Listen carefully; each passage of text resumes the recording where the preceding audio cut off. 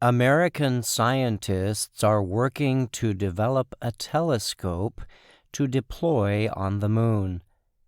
The telescope is designed to search for ancient radio waves that could provide important details about the early universe. The American Space Agency, NASA, and the U.S. Department of Energy are working together on the project.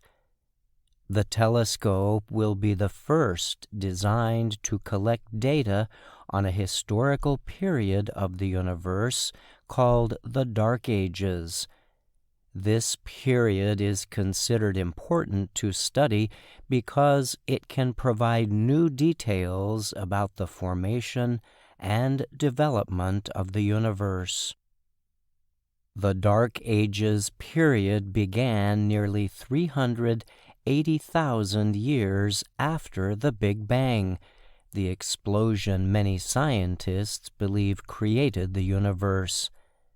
During the Dark Ages, there were no stars or planets. In a statement announcing the project, NASA said information on the Dark Ages can only be learned through data collected from radio waves. The new telescope is specially designed to provide details on the formation of the early universe. The telescope is to be placed on what is known as the far side of the moon. This description came about because that side of the moon cannot be seen from Earth. The area does experience its own day and night cycle. The far side of the moon enjoys radio silence compared to Earth, which experiences so much radio wave traffic it is considered noise pollution. It offers an unusual environment that permits researchers to record sensitive radio signals. Team members say such signals cannot be captured anywhere else in near-Earth space.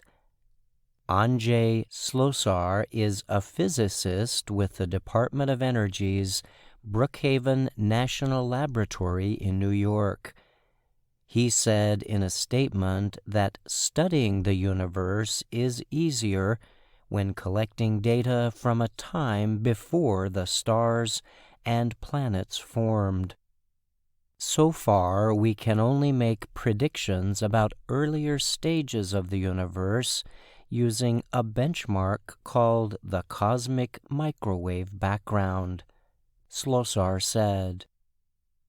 He noted that the new telescope would provide a new benchmark, opening the door for scientists to make further important discoveries about the universe.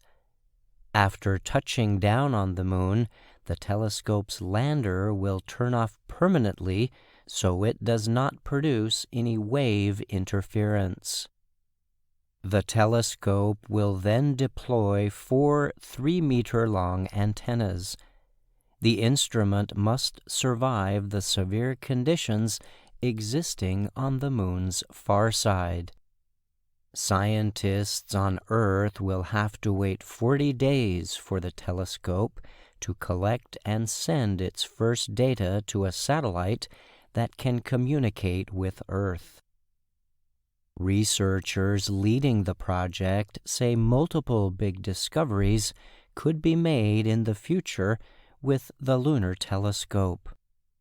Radio emission from the galaxy is very bright, and our Dark Ages signal is hiding behind it, said physicist Stuart D. Bale of the University of California, Berkeley.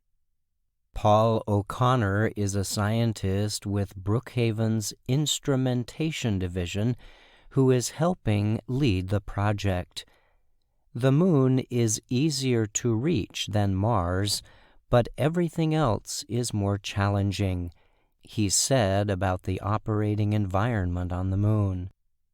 O'Connor added that removing heat and avoiding radiation are some of the main challenges faced when exploring from the moon.